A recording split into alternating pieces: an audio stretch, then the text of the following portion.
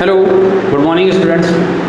आज हम पढ़ेंगे electric field concept. Electric field concept जो है, इलेक्ट्रिक फील्ड क्या होता है, सबसे पहले हम ये समझने की कोशिश करते हैं। लास्ट क्लास में हमने बहुत सारी क्वेश्चंस किए थे और कूलम्ब्स लॉ की वेक्टर फॉर्म पढ़ी थी।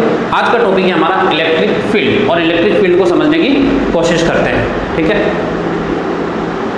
सो आई थिंक आवाज़ मेरी क्लियर आ रही है।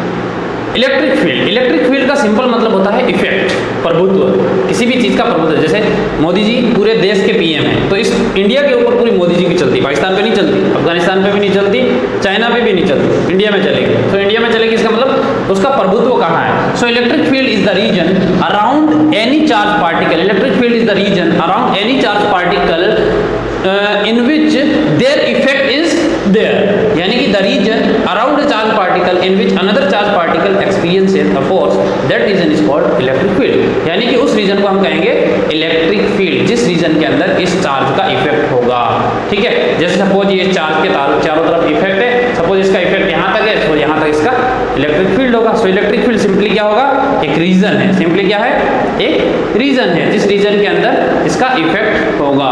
ओके, सो इलेक्ट्रिक फील्ड समझ में आया होगा, डेफिनेशन नोट करेंगे। अब यहाँ इलेक्ट्रिक फील्ड है, अब मोदी जी इस देश के प्रधानमंत्री हैं, तो मोदी जी का यहाँ प्रभाव कितना है, इस इफेक्ट को हम मेजर कैसे करेंगे।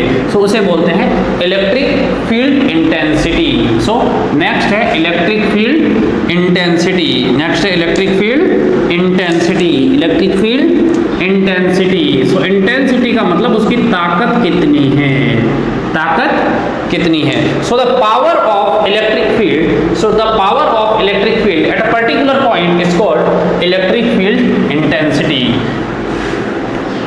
So the power of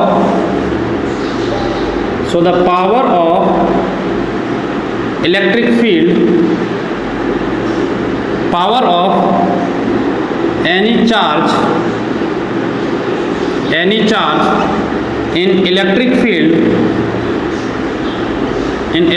field is called electric field intensity। Electric field intensity, electric field intensity एक मेजरमेंट क्वांटिटी है। सो ये एक मेजर्ड क्वांटिटी, सो इस फिजिकल क्वांटिटी है। सो इस क्वांटिटी को हम मैथमेटिकली भी डिफाइन करेंगे, इस क्वांटिटी को हम मैथमेटिकली भी डिफाइन करेंगे। So the power of any charge in electric field is called electric field intensity. Mathematically अगर मैं बोलूं तो इलेक्ट्रिक फील्ड को कैसे डिफाइन करेंगे। सपोज लेट्स सी, यहां हम एक छोटा सा चार्ज पार्टिकल रखते हैं क्यू नोड, और इस क्यू नोड, ये जो क्यू नोड होगा ये टेस्ट चार्ज है। इसे क्या कहेंगे हम, टेस्ट चार्ज। क्या कहेंगे, टेस्ट चार्ज। ये आपका टेस्ट चार्ज है। सो इस टेस्ट चार्ज के ऊपर ये चार्ज क्या लगाएगा, फोर्स लगाएगा। ये चार्ज क्या लगाएगा, फोर्स लगाएगा। सो इस डायरेक्शन में force on Q not due to Q, force on Q not due to Q. So electric field intensity, so electric field intensity E is equal to electric field intensity E is equal to force on test charge divided by test charge। इसको test charge इसलिए कहते हैं कि इसका magnitude होता है वो बहुत स्मॉल होता है, स्मॉल मैग्नीट्यूड होता है, इतना स्मॉल मैग्नीट्यूड होता है कि इसका इफेक्ट इस पर नहीं होगा, इसका इफेक्ट इस पर होगा, ठीक है। So electric field is the ratio of force on test charge to the test charge, force on test charge to the test charge. ध्यान से देखते हैं तो इलेक्ट्रिक फील्ड जो आपके पास आ रहा है F vector upon Q not. यहाँ अगर हम ध्यान से देखते हैं तो F वेक्टर आपकी कैसी क्वांटिटी है, vector quantity. So vector quantity ऊपर है और नीचे स्केलर क्वांटिटी है। सो वेक्टर अपॉन स्केलर याद रख लेना वेक्टर होता है। अगर इन दोनों क्वांटिटी में से एक भी क्वांटिटी वेक्टर क्वांटिटी होती है तो ये क्वांटिटी आपको वेक्टर क्वांटिटी मिलती है। So E vector is equal to F vector upon q naught. So यहाँ अगर हम ध्यान से देखें, ये आपकी फिजिकल एक फिजिकल क्वांटिटी है जिसे हम इलेक्ट्रिक फील्ड इंटेंसिटी कहेंगे। ये आपको बताएगा कि इस पॉइंट P पर, यानी कि इस पॉइंट P पर जो पॉइंट P है, सपोज ये पॉइंट P है आपका, यहाँ इस पॉइंट P पर इस Q चार्ज की ताकत कितनी है। सो उस ताकत को मेजर करने के लिए हम इलेक्ट्रिक फील्ड इंटेंसिटी का कॉन्सेप्ट काम में लेते हैं। Electric field intensity is defined as the ratio of force on test charge to the test charge. It is a vector quantity. ये कैसी क्वांटिटी है? वेक्टर क्वांटिटी है। वेक्टर क्वांटिटी है। कैसी क्वांटिटी है? वेक्टर क्वांटिटी है। ठीक है सर, क्वांटिटी वेक्टर हो गई। ठीक है सर, क्वांटिटी वेक्टर हो गई। अब इसकी यूनिट क्या है सर? हम हर क्वांटिटी के बारे में, हर क्वांटिटी की फिजिकल क्वांटिटी के बारे में चार चीजें ध्यान में रखनी होती है। नंबर वन डेफिनेशन,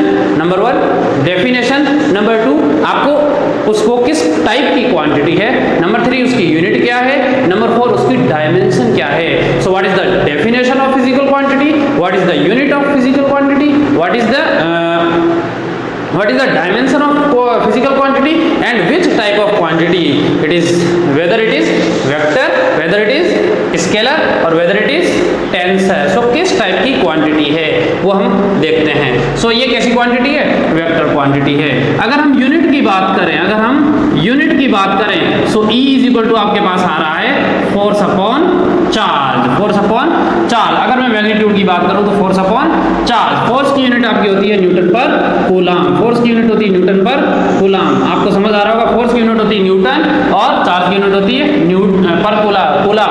सो इलेक्ट्रिक फील्ड इंटेंसिटी की आपके पास यूनिट है न्यूटन पर कूलम। डायमेंशन की अगर मैं बात करूं, सो डायमेंशन कहां से निकलती है? डायमेंशन निकलती है यूनिट से। चार्ज की यूनिट हमने रटवाई थी। चार्ज की यूनिट क्या होती है? AT। चार्ज की यूनिट क्या होती है बच्चों? AT। आपको याद होनी चाहिए चार्ज की यूनिट क्या होती है? AT। सो चार्ज की यूनिट AT होती है, और फोर्स की unit M1 L1 T-2, M1 L1 T-2, और नीचे आ जाएगा आपका AT। इसको अगर सोल्व करते हैं तो हमारे पास इसकी यहाँ से डायमेंशन आती है M1 L1 T-3 A-1 T-3 A-1। सो आपके पास डायमेंशन आ गई, यूनिट आ गई, डेफिनेशन आ गई और वेक्टर क्वांटिटी है। सो एक फिजिकल क्वांटिटी के बारे में आपको इतना जानना काफी है।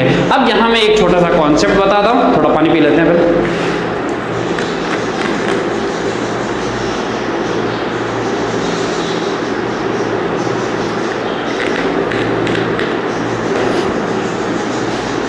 एक छोटा सा कॉन्सेप्ट बताता हूं यहां मैं, इलेक्ट्रिक फील्ड। अब जितना हमने फोर्स के बारे में किया है, यानी कि फोर्स को हमने क्या किया, इलेक्ट्रिक फोर्स का हमने फॉर्मूला निकाला था। फोर्स कैसे हम फाइंड करेंगे? Vector form of Coulomb's law. Similarly हम इलेक्ट्रिक फील्ड पे भी फाइंड कर सकते हैं, यानी कि electric charge and electric field जो हमने फाइंड किया था वो पूरा का पूरा कॉन्सेप्ट हम यहाँ लगा सकते हैं। कोई दिक्कत नहीं होनी चाहिए यहाँ तक। इलेक्ट्रिक फील्ड समझ में आ गया। इलेक्ट्रिक फील्ड दिमाग में आता ही हमारे दिमाग के अंदर रफीक खान आना चाहिए कि रफीक खान का पावर कहाँ तक है। ठीक है, सो कहने का मतलब किसका प्रभुत्व कहाँ तक है। So electric field is the intensity और it is the power in the electric field region. किसी फील्ड के अंदर, किसी रीजन के अंदर इलेक्ट्रिक फील्ड का पावर कितना है, that is shown by electric field intensity. Okay, dimension याद रखेंगे, यूनिट याद रखेंगे। इलेक्ट्रिक फील्ड होता है आपका फोर्स अपॉन चार्ज, यूनिट होती है इसकी न्यूटन पर कूलम, यूनिट आपको पता है, डायमेंशन आप फाइंड कर लेंगे। ओके, चलते हैं आगे चलते हैं। ओके, आगे चलते हैं। ठीक है, आगे चलते हैं। इलेक्ट्रिक फील्ड को पॉइंट चार्ज हम फाइंड करते हैं। लेट्स सपोज हमारे पास चार्ज है प्लस क्यू चार्ज है। ये plus Q charge electric field lines निकालेगा अपने अंदर से। जिस तरीके से सपोज हम क्या करते हैं, पानी के अंदर पत्थर फेंकते हैं। जैसे हम पानी के अंदर कोई स्टोन फेंकते हैं तो ऐसे क्या होती है, कुछ वेव्स बनती है। सिमिलरली एक चार्ज पार्टिकल जो है वो अपने अंदर से इलेक्ट्रिक फील्ड लाइंस रिजेक्ट करता है, जो कि हमें दिखाई नहीं देती है। वो हम इलेक्ट्रिक फील्ड लाइंस का टॉपिक जस्ट इलेक्ट्रिक फील्ड के बाद में पढ़ने वाले हैं। So electric field due to a point charge, पहले ये समझेंगे इसके कारण पॉइंट P पर हमें क्या फाइंड करना है, इलेक्ट्रिक फील्ड फाइंड करनी है। So if we want to find the electric field at a point in the electric field region, we have to have a point, a test positive charge। हम एक positive test charge लेते हैं, it is very small, इसे क्या बोलेंगे, test charge. ये कौन सा चार्ज है, टेस्ट चार्ज। इसे टेस्ट चार्ज क्यों कहते हैं बच्चों, टेस्ट चार्ज इसलिए कहते हैं कि it does not effect, its effect does not on this charge, यानी इसका इफेक्ट इसके ऊपर नहीं होगा, बट इट अफेक्ट दिस, ये इसको अफेक्ट करेगा, ठीक है। तो इसके ऊपर इलेक्ट्रिक फील्ड फाइंड करने के लिए ये इसके ऊपर क्या लगाएगा, इस डायरेक्शन में फोर्स लगाएगा। जो फोर्स होगा वो होगा आपके पास F on Q not due to capital Q।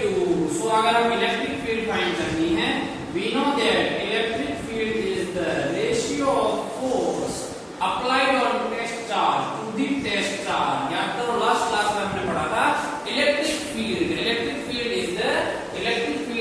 is the intensity of the electric field is the intensity or power of the charge at that point। It can be defined as the ratio of force applied on the test charge to the test charge। so अगर हम force की बात करें from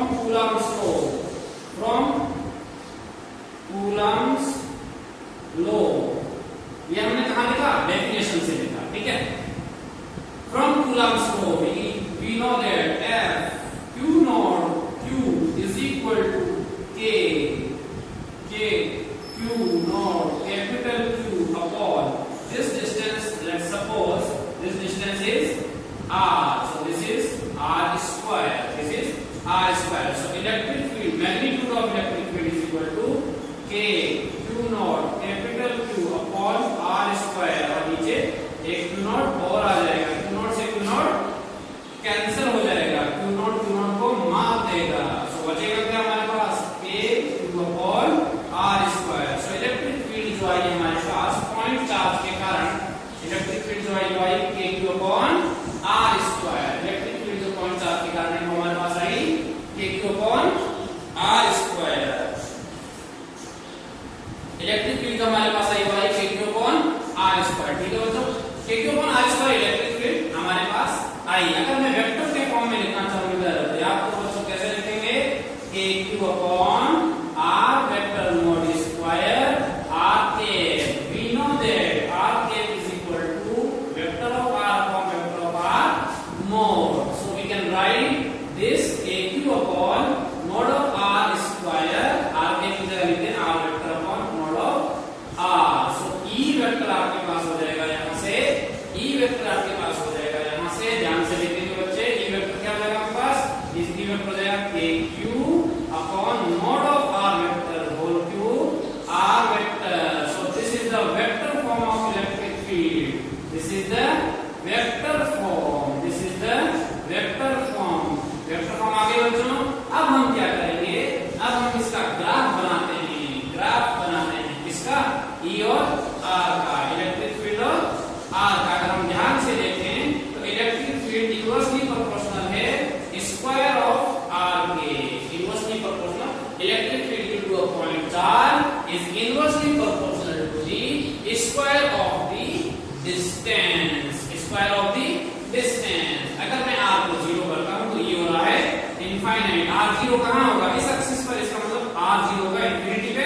और similarly E को 0 करता हूं तो R इंफिनिटी हो रहा है। सो आपका ग्राफ यहां से आएगा E और R के बीच में, E और R के साथ साथ आपसे ग्राफ ये भी पूछ सकता है, E और 1/r स्क्वायर का ग्राफ कैसा होगा, E और 1/r स्क्वायर का या 1/r का ग्राफ कैसा होगा। तो 1/r स्क्वायर का ग्राफ कैसा होगा, ऐसा। देखो 1/r स्क्वायर का अगर मैं ग्राफ बनाता हूं तो एक स्ट्रेट लाइन की तरह बिहेव करेगा, इसकी तरह बिहेव करेगा, स्ट्रेट लाइन की तरह। सो इसका ग्राफ हो जाएगा इस तरीके से। कोई दिक्कत नहीं होनी चाहिए बच्चों इस टॉपिक में यहां तक। ओके, ये था आपका electric field due to a point charge. Electric field due to a point charge. Electric field का कॉन्सेप्ट मैंने आपको समझाया था। इलेक्ट्रिक फील्ड क्या होती है, इलेक्ट्रिक फील्ड एक तरीके का एक रीजन है जिस रीजन के अंदर उस चार्ज का इफेक्ट होता है। So electric field is the region in which another charge particle comes, then it experiences a force. So the region in which another charge particle experiences a force, that is called electric field. That is called electric field. Then we have discussed electric field intensity. Electric field intensity is a physical quantity. So it is defined as the ratio of force to the test charge. It is defined as the ratio of force to the test charge. ठीक है? So electric field intensity हमें find की test charge के कारण याद रखेंगे. Electric field intensity का जो फॉर्मूला है वो याद रखेंगे. पॉइंट चार्ज के कारण याद रखेंगे KQ/R². KQ/R². तो हम क्या याद रखेंगे? KQ/R².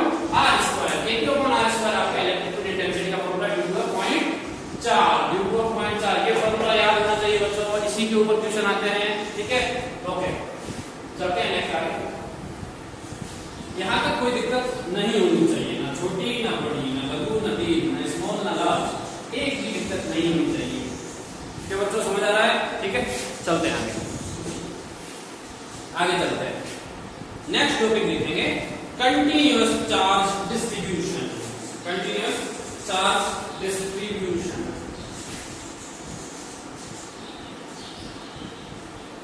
Continuous charge distribution. ये क्या होता है सर? ये तो हमने कभी सुना ही नहीं. अरे 12th की फिजिक्स पूरी की पूरी हाइपोथेटिकल फिजिक्स है. सो हमें एज्यूम करना होगा, हमें मानना होगा 12th की फिजिक्स में. 11th की फिजिक्स में आपको क्लियरली ये होता था, जैसे सपोज ये आपके पास एक पार्टिकल है या बॉक्स है, इसको हम गिरा रहे हैं नीचे की तरफ. तो मैंने गिराया तो कितने टाइम के बाद में ये अर्थ पर पहुंचेगा. ये आपका 11th की फिजिक्स थी. सो 11th की फिजिक्स थी वो आपकी क्लासिकल फिजिक्स थी. 12th की फिजिक्स आपकी क्लासिकल फिजिक्स नहीं है. सो हर टॉपिक आपके लिए नया है, but it is very easy. 11th physics is more hard as compared to 12th physics, because 12th physics there is no hard concept, that is very easy. ठीक है? सो बहुत इजी है 11th की फिजिक्स. इसको हम आसानी से समझ सकते हैं. 12th की फिजिक्स आसानी से हम समझ सकते हैं. कंटिन्यूअस चार्ज समझें. दो चीज होती है, आपने ध्यान से देखा होगा.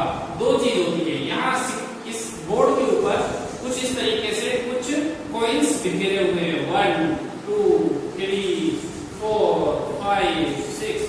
आपको किसी ने कहा कि ये कॉइन्स है, इन कॉइन्स का टोटल कितना होगा? आपने कहा 1 + 2 + 3 + 4 + 5 + 6. ऐड कर दो सबको, ये टोटल हो गया. लेकिन आपसे किसी ने कहा आपके पास एक ग्लास के अंदर पानी है, एक ग्लास में पानी है, एक दूसरे ग्लास में भी आपके पास पानी है, तीसरे ग्लास में भी आपके पास पानी है. आपसे कहा ये पहला ग्लास है, ये दूसरा ग्लास है, ये तीसरा ग्लास है. इन तीनों के अंदर पानी है और पानी कितना है ये नहीं बताया गया है. आपसे पूछा गया है कि found out the total water, और ये बोला गया है कि इसके 1 लीटर के अंदर इतना पानी है. कुछ बोला गया है, यानी कंटिन्यूअस कुछ चीज है. यहाँ पानी कंटिन्यूअसली भरा है. ठीक है? यानी कंटिन्यूअस कुछ चीज है. इसका मतलब चार्ज डिस्ट्रीब्यूशन जो होता है वो कुछ इस तरीके से होता है. फर्स्ट चार्ज डिस्ट्रीब्यूशन लिखेंगे लीनियर चार्ज डिस्ट्रीब्यूशन. क्या लिखेंगे बच्चों? Linear charge distribution. Linear charge distribution. Linear charge distribution का सिंपल मीनिंग है charge is spread on the line. Charge इसके ऊपर फैलाया हुआ है, एक लाइन के ऊपर चार्ज को फैलाया गया है. एक चार्ज एक लाइन के ऊपर फैलाया गया है. अगर इसमें डेफिनेशन लिखूं तो लिख सकते हैं when charge is uniformly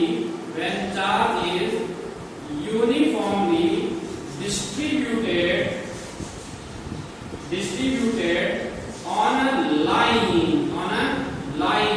or wire, that is called linear charge distribution. LCD. ये LCD होती है तो घर पे होती है लीनियर चार्ज डिस्ट्रीब्यूशन. ठीक है? अब सर हमने ये तो पढ़ा ही नहीं. लीनियर चार्ज डिस्ट्रीब्यूशन के कारण electric field linear charge density lambda है, इसकी लीनियर चार्ज डेंसिटी कितनी बच्चों, लीनियर चार्ज डेंसिटी इसकी है लैम्डा है। क्या है लैम्डा, लैम्डा की यूनिट हो जाएगी कूलम्ब पर मीटर। क्या मतलब निकला, इसका मतलब ये निकला कि 1 मीटर में कितना कूलम्ब चार्ज है, पर मीटर जो चार्ज है वो कितना है lambda.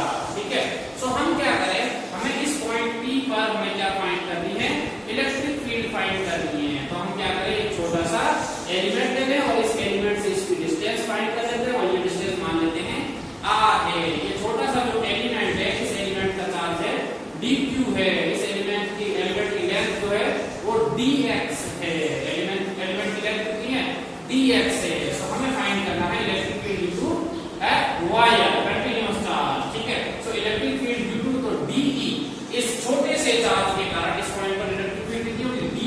So de equal to लिखेंगे d इक्वल टू लिखेंगे k dq upon r square, k dq upon r square. ध्यान से देखें तो यहाँ dq को मैं क्या लिख सकता हूँ, dq को मैं लिख सकता हूँ lambda into dx upon r square. dq को मैं क्या लिख सकता हूँ, क्योंकि dq इक्वल टू आपके पास होगा लैम्डा इक्वल टू होगा dq upon dx, lambda equal to होगा dq अपॉन dx, और dq को लिख सकते हैं लैम्डा इनटू dx। देखो यहाँ ध्यान से लैम्डा है आपके पास में। ठीक है, सो दोनों तरफ अगर इंटीग्रेशन करते हैं तो इधर e का इंटीग्रेशन हो जाएगा, d का इंटीग्रेशन d हो जाएगा, इधर आ जाएगा k lambda upon r square, k lambda upon r square. ठीक है, k lambda upon r square, lambda dx upon r square. और इसको हम सॉल्व करना बाद में सीखेंगे, इसको हम सॉल्व करना बाद में सीखेंगे। ठीक है, सो हम इसका इंटीग्रेशन करेंगे, इसका इंटीग्रेशन करने के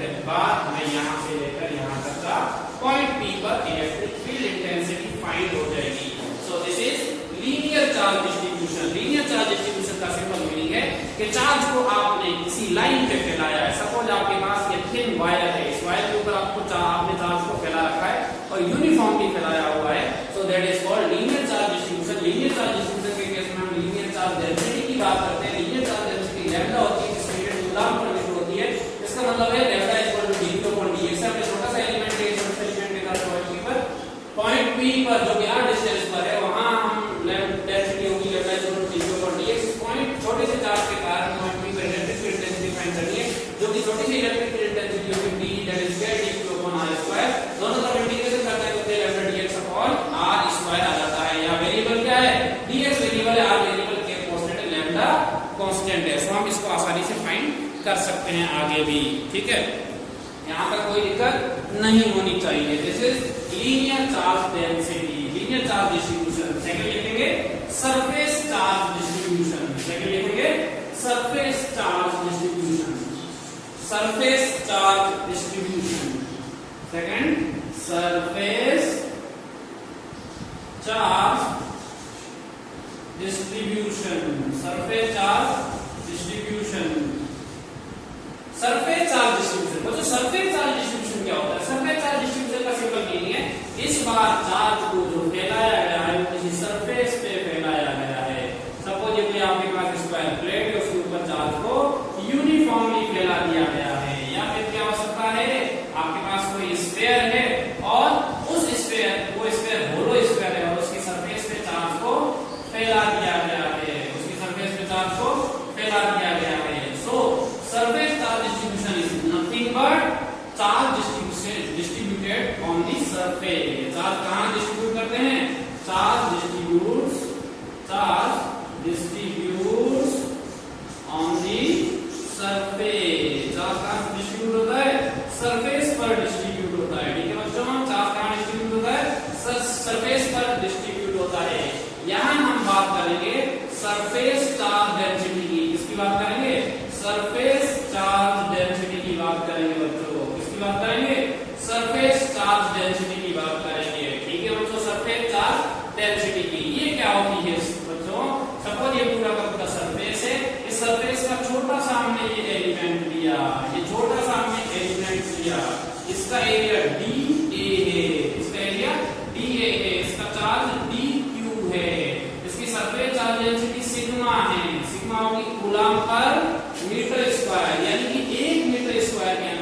जो चार्ज है वो कितना है, सिग्मा है। सो इस चार्ज के कारण मुझे पॉइंट P पर इलेक्ट्रिक फील्ड फाइंड करनी है। सपोज ये डिस्टेंस r है, सो पॉइंट P पर इलेक्ट्रिक फील्ड कितनी होगी, DE is equal to K dq upon r square. कोई दिक्कत नहीं होनी चाहिए, K dq upon r square. dq की वैल्यू लिख सकते हैं सिग्मा इनटू dA। क्या लिख सकते हैं, sigma into dA, because sigma की जो वैल्यू होगी वो आपकी हो जाएगी dq अपॉन dA। सिग्मा की वैल्यू क्या हो जाएगी, dq अपॉन dA। सिग्मा की यूनिट ये है, यानी कि सिग्मा इक्वल टू आपके पास होगा q upon A, charge per unit area, charge per unit area. Sigma into dA upon r square. मुझे E फाइंड करना है, तो दोनों तरफ इंटीग्रेशन कर देता हूं, K sigma dA upon r square. इसको हम सोल्व कर सकते हैं on the basis of given condition. आपको कंडीशंस गिवन होगी, उसके बेसिस पे हम इलेक्ट्रिक फील्ड इंटेंसिटी फाइंड कर सकते हैं। सो सेकंड था आपका surface charge distribution. Surface charge distribution का मतलब है हम चार्ज को इक्वली डिस्ट्रीब्यूट करते हैं किसी सरफेस के ऊपर, और यहाँ हम बात करते हैं सरफेस चार्ज डेंसिटी की, उसको हम सिग्मा से लिखते हैं। Sigma is equal two upon होता है इट मींस यूनिट गुना पर मीटर स्क्वायर होती है। हमने एक सरफेस में इसका छोटा सा एरिया d एरिया और उसका चार्ज dq है, पॉइंट P पर हमें इलेक्ट्रिक फील्ड इंटेंसिटी फाइंड करनी है। Sigma is equal to dq upon dA। सबसे इलेक्ट्रिक फील्ड इंटेंसिटी छोटे से चार्ज के कारण कितनी हो जाएगी, DE is equal to K dq upon r square. dq upon r square होती है, ठीक है, K sigma dA upon r square, तो E is equal to K sigma dA upon r square. मुझे लगता है यहां पर कोई दिक्कत नहीं होनी चाहिए। थर्ड लिखेंगे हम, थर्ड कंटीन्यूअस चार्ज डिस्ट्रीब्यूशन में लिखेंगे वॉल्यूम चार्ज डिस्ट्रीब्यूशन।